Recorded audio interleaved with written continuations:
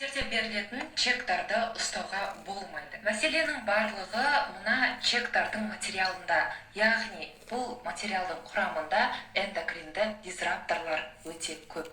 Эндокринді дизраптор дегеніміз біздің ағзамызға, біздің денемізге еніп, біздің гормон түзілісін, гормон реттілігін бұзу арқылы біздің ағзамызды улайды. Эндокринді дизрапторларға не жатады? Шизектерді өсірген кезде шірімеу үшін, құрт түспеу үшін оларға себілетін пестицидтар. Екіншісі, жаңағы сіз қолданған чектің құрамында және де сіз қолданатын баклажкалардың материалын жасайтын бисфенол А. Және үшіншісі, әртүрлі фталаттар. Чекті қолыңызбен ұстаған кезде токсин сіздің қаныңызға 1-2 секундтың ішінде ақ кіріп үлгереді.